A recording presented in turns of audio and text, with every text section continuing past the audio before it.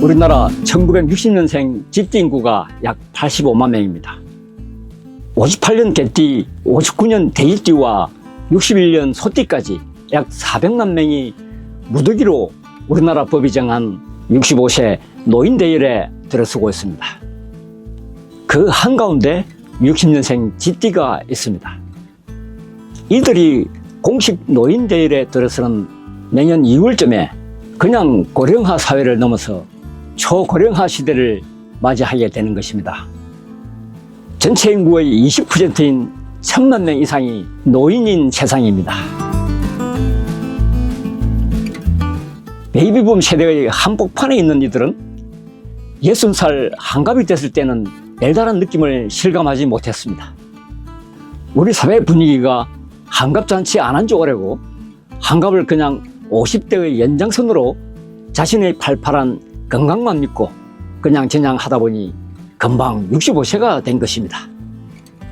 불과 몇 년 전만 하더라도 100세 인생은 그냥 인사하는 덕담으로만 생각했지만은 이제 현실이 되었습니다. 자신 앞에 들이닥친 새로운 30년을 준비해야 하는 것입니다. 딱 65세가 되면 이거 뭐야? 너무 빨리 65세가 왔다는 것에 깜짝 놀라는 동시에 이러다가 금방 70이 된다는 두려움이 몰려오기 시작합니다. 왜냐하면 70이면 진짜 노인이다라는 것을 받아들여야 하기 때문입니다. 흔히 65세 전후를 생애 전환기라고 말합니다. 이때부터의 자신의 몸 관리가 앞으로의 30년을 좌우한다는 것입니다. 이 시기를 어떻게 보내느냐에 따라 75세 이후 두 발로 걸어 다니느냐, 침상에서 보내느냐 여부가 결정될 수 있다고 말합니다. 우리나라 65세 이상 노인 중에서 연금 100만 원 이상 수령자는 10%에 불과합니다. 65세 이상 노인들의 평균 연금 수령액은 65만 원입니다. 그래서 앞으로 30년을 생각하면 일도 해야 합니다. 최근 통계에서 60대가 전체 세대에 거쳐 취업률 1위라는 것은 이것을 그대로 증명해 주고 있는 것입니다. 문제는 경제적 해결을 위한 일을 하면서 건강을 생각 안 할 수 없는 현실적인 과제에 부닥치게 됩니다. 돈이 있어야 노년의 존엄과 자존감이 살고 타인의 시선을 의식하지 않고 살 수 있지만 건강하지 않으면 아무 소용이 없습니다. 건강을 잃으면 돈과 친구, 명예는 물론 모든 것을 잃기 때문입니다. 위기에 몰린 60년생 쥐띠, 65세라는 생애 전환기에서 남은 생이 좀 더 아름다울 수 있도록 나는 무엇을 준비해야 하는가? 이제 60세부터는 우리가 이제 일반적으로 정년을 맞이하게 되고 또 약간 늦어지는 경우에 학교 선생님이나 대학 교수 같은 경우는 65세까지는 그래도 할 수 있지만 어쨌든 65세가 넘어서게 되면 대부분의 직장 생활이나 공직 생활은 더 이상 이제 할 수가 없게 되고 그렇게 되면 이제 소위 말하는 은퇴 생활을 해야 되는데 은퇴 생활이 가장 큰 변화는 뭐냐면 규칙적인 생활을 할 수 없다. 본인이 노력하지 않으면 직장 생활은 내가 어쨌든 아침 8시나 9시까지 출근해야 되면 때로는 몸이 불편하거나 힘들어도 어쨌든 강제로라도 출근하게 되는데 65세 이상이 되면 이제는 스스로 노력하지 않으면 규칙적인 생활이 어렵다. 그래서 이 규칙적인 생활이 건강을 유지하는 데 가장 핵심적이다. 이거를 우리가 이해할 수 있으면 좋겠습니다. 우리가 규칙적인 생활을 회사 생활을 할 때처럼 일단 유지하는 게 가장 중요하고 예를 들면 내가 정한 시간 8시나 9시 전에는 무조건 일단 도서관을 가든지 밖에 산책을 하든지 하면서 나만의 루틴을 이제 만들어가는 과정이 필요한 거죠. 예를 들어서 오전에는 도서관을 가거나 독서를 하거나 하더라도 집에서 잠자던 복장 그대로 소위 말하는 이제 파자마 차림으로 있는 게 아니고 탈의를 하고 정장을 하고 나가서 내 나름대로 생활을 하고 그 다음에 점심을 먹고 오후에는 또 다른 일정을 가지고 하는 식으로 해서 저녁까지 내 나름대로 시간을 가지고 저녁 식사 후에는 또 저녁 식사 잠잘 때까지 나름대로 루틴을 하루 24시간의 단위로 혹은 일주일의 단위로 또 한 달의 단위로 또 1년의 단위로 일단 만들어서 그걸 실천하는 것이 가장 중요하다고 생각합니다. 이제 우리가 아무래도 시간이 이제 남게 되니까 이제 그 전에 하지 못했던 취미 생활도 하게 되고 또 운동도 하게 되는데, 예를 들어서 뭐 취미는 이제 각자가 종류가 다르니까 좀 어떻게 구체화하기는 어렵겠지만, 운동 같은 경우는 두 가지 운동을 병행하는 것이 좋다.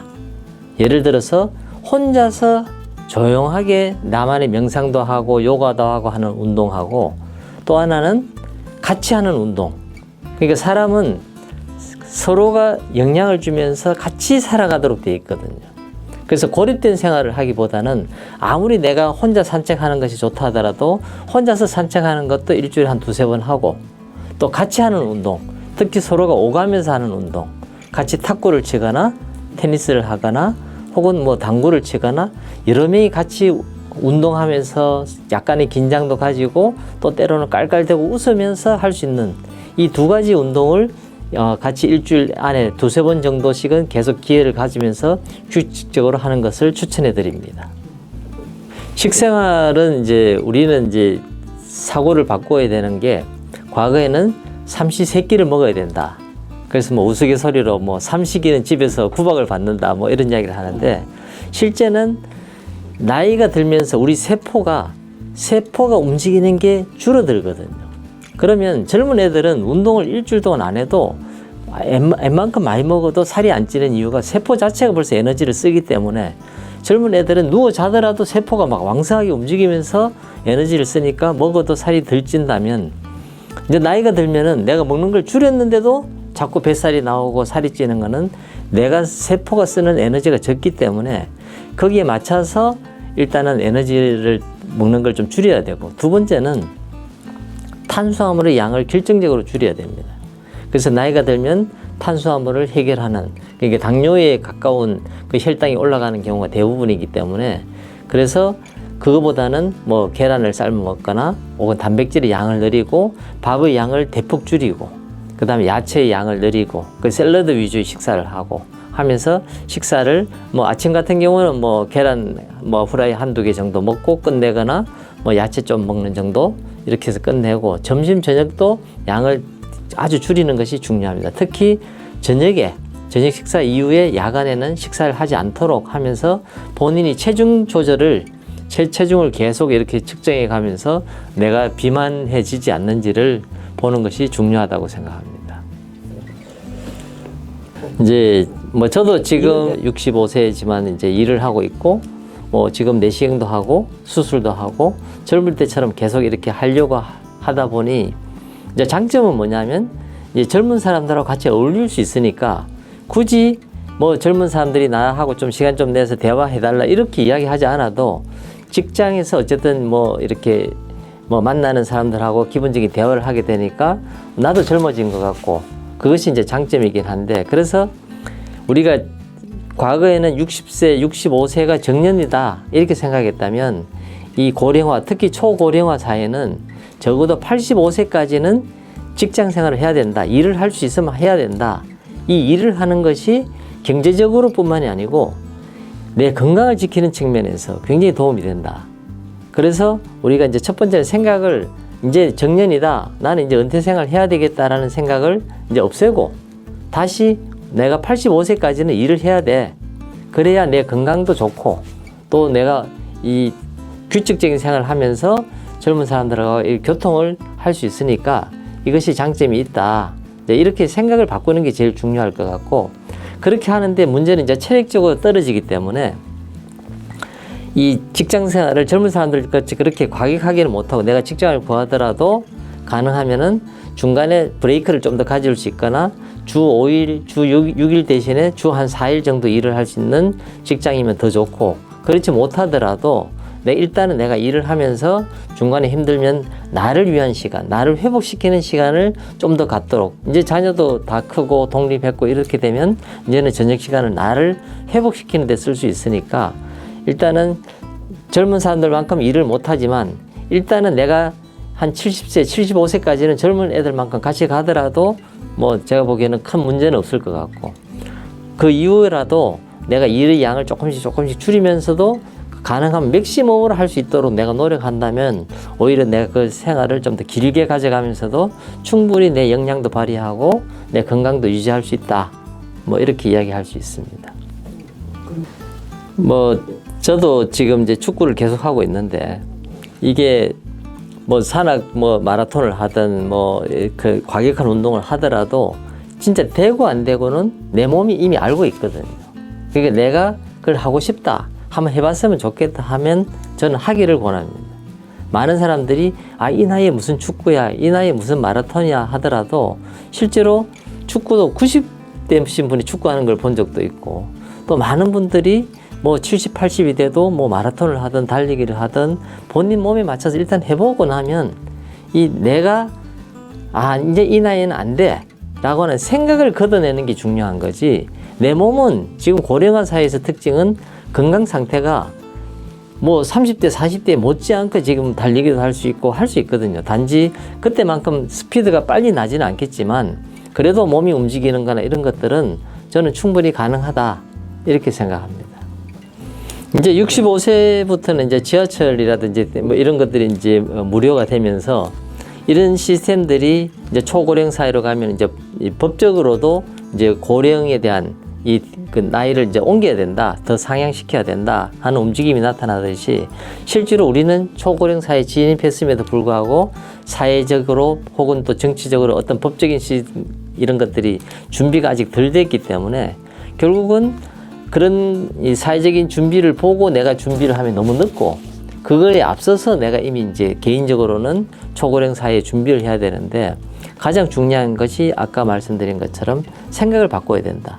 나는 내 나이가 65세니까 나는 이제 은퇴 나이고 나는 지금부터 은퇴 생활을 하면 돼. 이게 아니고 나는 앞으로도 20년은 더 일을 해야 되고 내 20년이 내 인생의 지금부터 황금기다. 지금부터 내가 어떻게 하느냐에 따라서 내 인생의 앞에 65년이 결정된다. 그래서 나한테 인생의 이제 후반부는 지금부터 시작이다. 거기에 맞춰서 내가 생활을 적극적으로 한다. 이런 생각을 가지면 사회가 이미 준비가 덜 된 상태에서 내가 이미 초고령 사회에 진입했고 내 인생을 살아야 되지만 나는 충분히 그걸 이제 극복할 수 있다. 이렇게 생각합니다. 그래도 대한민국은 건강보험공단에서 2년에 한 번씩 이제 건강검진을 하게 되니까 일단 기본적으로는 그런 건강검진을 하면서 거기다가 플러스 알파로 이제 나한테 더 필요한 것들, 뭐 필요하면 내가 이제 심장 초음파를 좀 더 받거나 혹은 뭐 관절이 안 좋으면 또 이제 정형외과 진료를 좀 받거나 이렇게 하다 보면 내가 가지고 있는 문제가 이제 드러나는 거죠. 그럴 때 그것을 해석을 잘해야 된다. 저는 그렇게 생각합니다. 그래서 누가 이제 관절이 좀 안 좋거나 뭐 허리 디스크나 있거나 하더라도 내 인생은 이제 끝났구나. 나는 이제 더 이상 못 걸어. 이렇게 부정적인 게 아니고 이 상황에서 어떻게 하면 그래도 내가 더 걷고 때로는 달리기를 하고 일을 할 수 있을지 이런 것들을 긍정적으로 이렇게 잘 살펴보면 내가 이제는 나이가 들어서 이거는 이제 진짜 안 되는 것, 그리고 이거는 내가 생각을 바꿔서 되는 것, 이런 것들이 다르거든요. 그래서 우리가 의사와 이런 이야기를 조금 해보면 의사의 말과 말 사이에 있는 그 뉘앙스를 잘 해석할 수 있습니다. 그러면 이거는 나쁜 게 아니다, 이거는 진짜 심각한 거다, 이제 이렇게 알 수가 있고, 우리가 이제 많은 암 환자들도 보면은 실제로 암이라고 해서 인생이 끝난 게 아니고 암 환자의 사실은 3분의 1 정도만 그 암으로 죽고 대부분은 다른 질병으로 죽거든요. 그러니까 우리가 암에 걸렸다고 해서 인생을 포기할 게 아니고 요즘 항암제라든지 많은 치료법이 나와 있기 때문에 적절한 의사를 찾아서 상담을 하게 되면 어떻게 해야 되겠다, 이런 이제 결론이 나니까 거기에 따라서 우리가 이제 건강 관리를 잘 하시면 되겠다. 그래서 국가에서 해주는 건강검진을 잘 활용하고 또 집 주위에 내가 좀 편하게 상담할 수 있는 주치의를 한 사람 이렇게 좀 친하게 지나게 되면 노후의 건강관리를 그래도 기본을 할 수 있겠다, 이런 생각을 하게 됩니다. 이제 우리가 치매를 예방하기 위해서 우스갯소리로 이제 고스톱 치면 참 도움이 된다, 뭐 이런 이야기를 했는데, 사실은 사람은 영적인 동물이거든요. 그 사람은 이게 몸만 살아가 되는 게 아니라 영이 살아야 된다. 이 영은 내가 하나님하고 커넥트 했을 때 가장 잘 살아있다. 이걸 우리가 모르고 그냥 세상 뭐 밥 먹고 돈 벌고 사람들하고 만나고 비즈니스하고 뭐 고수도도 치고 골프도 치고 뭐 이렇게 하고 다 살다가 가면 된다고 생각하는 사람들은 여전히 치매가 두려운 거거든.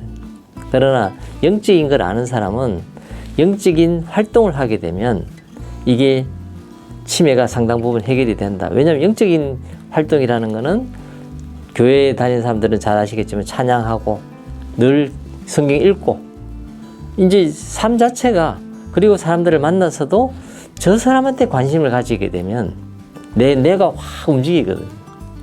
사람은 혼자 있을 때 나한테만 이렇게 집중하고 내 몸에만 관심을 가지면 내 기능이 확 줄어들게 됩니다. 근데 사람을 만나고 저 사람의 뭐 밥을 먹었는지 저 사람은 지금 불편한 게 없는지를 내가 계속 관심을 가진다는 거는 내가 막 살아서 움직이게 되고 이것이 저절로 치매도 예방되고 또 관계도 좋아지고 그것이 생명을 살리는 것과도 관계가 되고 이렇게 맞물리는 거거든요. 나는 치매를 위해서 뭔가 특별한 걸 하는 게 아니고 삶 자체가 내가 움직이고 배려하고 다른 사람을 챙기고 이렇게 하면서 저절로 치매도 예방되고 관계도 좋아지고 내 삶 자체도 행복해지고 그래서 이것이 이제 어떤 따로따로가 아니고 인생은 이렇게 종합적으로 봐야 된다. 이렇게 이야기를 할 수 있습니다. 이제 노화를 우리가 이제 뭐 오는 걸 피할 수는 없으니까 노화를 줄이기 위해서 가장 중요한 것은 아까 말씀드린 대로 규칙적인 식생활, 규칙적인 운동, 삶이 일단 규칙적이 돼야 되고 그러면서도 중간중간에 변화를 주거나 자극을 좀 더 줘야 되거든요.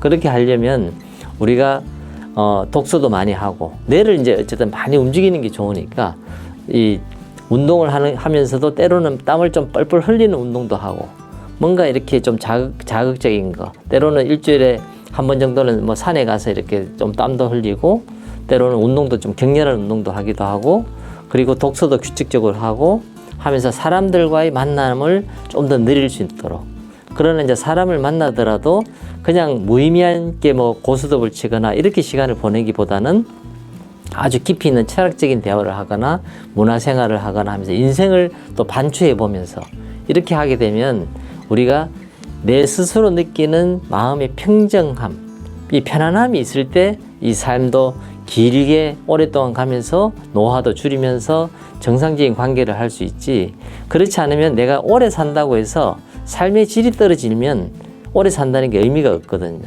그래서 오래 사는 것도 중요하고 또 삶의 질도 유지하는 게 중요한데 그렇게 하려면 우리가 책도 읽고 또 교회를 가거나 이런 사람들하고 어떤 신앙생활도 같이 하면서 이렇게 공동체 생활을 좀 잘할 수 있도록 관심을 가지면 좋겠다. 이렇게 정리할 수 있을 것 같습니다.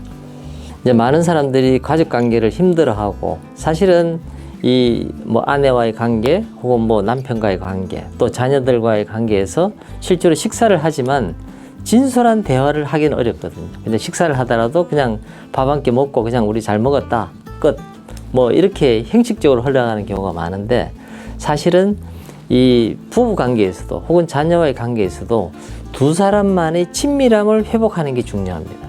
그러니까 내가 친밀함을 회복해야 되겠다라는 생각을 가지고 아내와도 때로는 그냥 우리가 그냥 밥도 먹지만 때로는 둘만 있어 등산을 가거나 혹은 둘만 어디 찻집을 가거나 하면서 내가 상대방의 이야기를 좀 들어야 되겠다. 내 이야기를 하기보다는 상대방이 어떤 마음이 있는지 내가 오늘은 좀 해야 되겠다. 이런 마음을 가지고 접근하게 되면 이 사람이 아내가 이것 때문에 힘들었겠구나. 남편이 이것 때문에 힘들었겠구나 하는 이 공감대를 가지게 되고 그렇게 될 때 비로소 부부가 더 친밀해지고 또 자녀와도 마찬가지인 게 우리가 이 세대 차이가 나고 자녀와는 대화가 안 되는 이유가 자녀에게 내 생각을 자꾸 주입해 주려니까 그런데 실제로 자녀의 이야기를 한번 들어봐야 되겠다. 자녀의 눈으로 이 세상을 어떻게 보일까?